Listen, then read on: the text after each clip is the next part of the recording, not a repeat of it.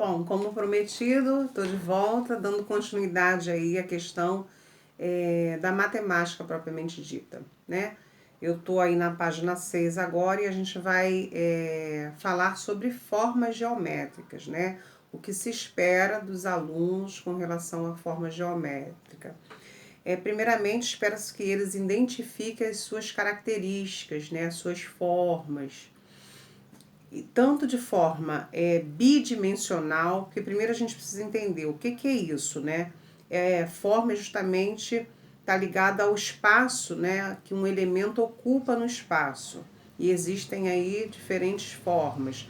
Quando a gente fala da relação bidimensional, a gente está falando de comprimento e de largura.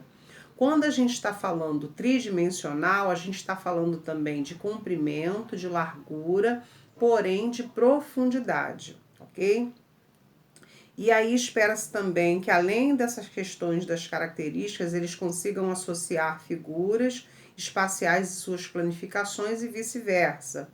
Assim também como nomear e comparar polígonos, né, por meio de propriedades relativas a lados, vértices e ângulos.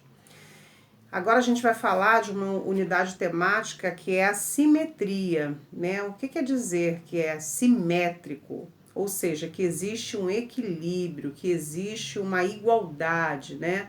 E eu achei interessante quando estava pesquisando sobre o assunto, de que forma a gente poderia iniciar e abordar o tema simetria nas séries iniciais.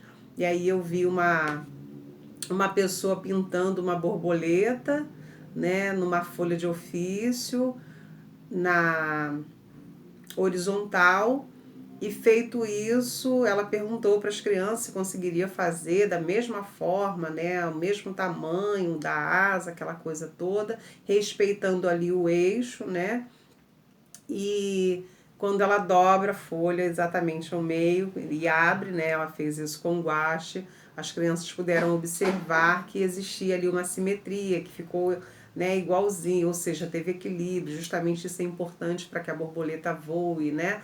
Enfim, todos esses conceitos eu achei bem interessante. E existem outras maneiras também de se trabalhar, que é com relação a, com certeza vocês já fizeram isso, eu fiz muito, aos planos enquadriculados, né, ou no plano cartesiano.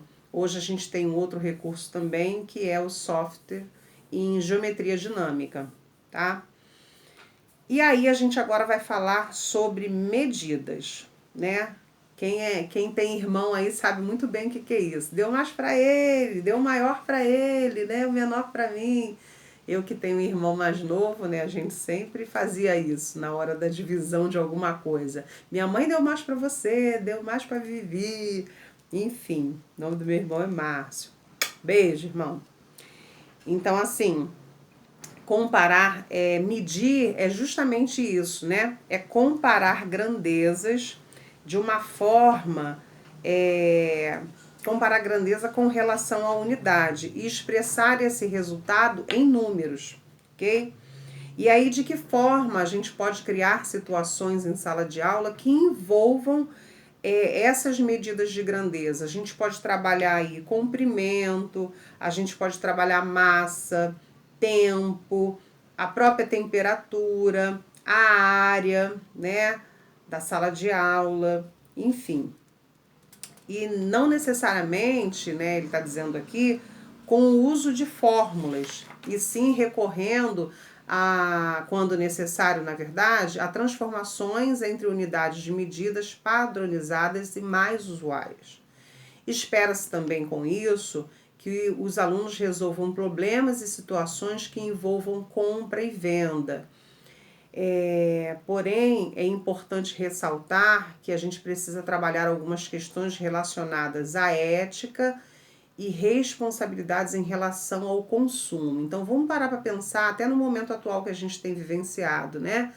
Assim que iniciou essa questão do Covid, a gente observou, por exemplo, né, que o valor do álcool em gel subiu, né, de uma forma assim realmente muito abusiva.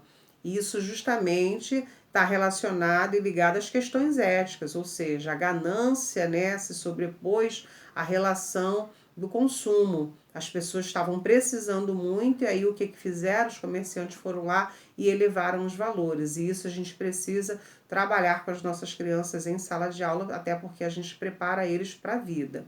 Quando fala aí da relação ao consumo, é justamente colocar, é importante comprar isso, ter isso nesse momento, né? É relevante, então é a gente justamente trabalhar esse exercício também. Por isso que a gente fala que hoje a matemática, não só a matemática, quanto a maioria das disciplinas, elas trabalham de uma forma contextualizada, justamente nesse sentido, né? Ampliando o seu conhecimento. Ela não está restrita somente à questão de cálculos, de operações, de fórmulas, né? De regras, e sim também dessas questões de cidadania, né? Ensinar o indivíduo a raciocinar, a lidar com dados, ou seja, realmente ser letrado matematicamente falando. E aí agora a gente vai entrar na área das incertezas e probabilidades, né? A gente sempre diz, a matemática é assim porque ela é exata, vai sempre dar o mesmo resultado, é sempre, né, aquele número, sim, mas ela também é aquela que lida com as probabilidades, ou seja, com aquilo que tem condições, muitas das vezes, de acontecer, que ele chama aqui de eventos, né? Ele vai dizer aí sobre os eventos certos, ou seja, aqueles que realmente podem acontecer, os eventos impossíveis, ou seja, aquele que não há probabilidade, possibilidade que aconteça, e os eventos prováveis, que existe aí uma possibilidade, uma probabilidade de que eles aconteçam, né? Mas antes da gente falar sobre isso, eu vou voltar aí com relação à questão justamente dessas incertezas que são tratadas por duas unidades temáticas também de suma importância para a educação do indivíduo, em se tratando de matemática, que é a probabilidade e a estatística, que vai lidar justamente com as questões aí de dados, né? Vai tratar aí os dados. E aí ela propõe aqui a abordagem de conceitos, fatos, procedimentos e que precisa desenvolver no indivíduo algumas habilidades. E quais seriam essas habilidades? Habilidades, primeiro, né, de coletar dados, de organizar esses dados, de representar esses dados, interpretar, analisar os dados em uma variedade de contextos, de maneira a fazer julgamentos bem fundamentados e tomar decisões adequadas, né? E para isso inclui aí raciocinar, utilizar conceitos, representações, índices estatísticos para descrever, explicar e predizer fenômenos. Então, se a gente trabalhando ainda com a atualidade, a gente pode até citar aí como fato relevante a tratar aí das estatísticas, né, a questão da própria Covid, né? Eu sou sincera a vocês, eu não tenho assistido mais noticiários, né, até por conta de toda essa questão política, de toda essa questão aí de mortes, né? Tem, não tem vacina, existe possibilidades, né? Enfim, e aí eu me desliguei um pouco disso, mas a gente sabe muito bem que a gente consegue aí coletar dados, quantas pessoas, né, por exemplo, foram afetadas, quantas foram, obtiveram óbito, quantas tiveram cura, de que forma a gente pode representar isso, de que forma a gente pode interpretar isso, né? As pessoas que fizeram realmente a quarentena estavam realmente totalmente inaptas a não pegar o vírus, enfim.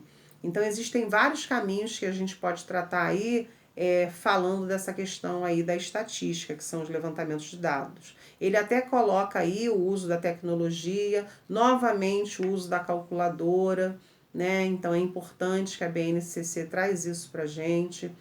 Construção de planilhas eletrônicas, de gráficos, né, nos cálculos. Cita aí o Instituto Brasileiro de Geografia e Estatística, que é o IBGE, né, que é uma fonte de pesquisa onde trabalha justamente com isso, e é importante a gente saber fazer essa leitura, não somente se tratando dos dados, mas também de compreender a realidade. Isso é muito utilizado em pesquisas políticas, em período eleitoral, né? Se um candidato está com mais recusa, se o outro está sendo mais aceita a sua proposta, qual a probabilidade que ele tem de vir a ganhar, ocupar o cargo. Então a gente trabalha isso a todo momento. E aí ele está colocando aqui também, quando eu falo ele é o texto, tá?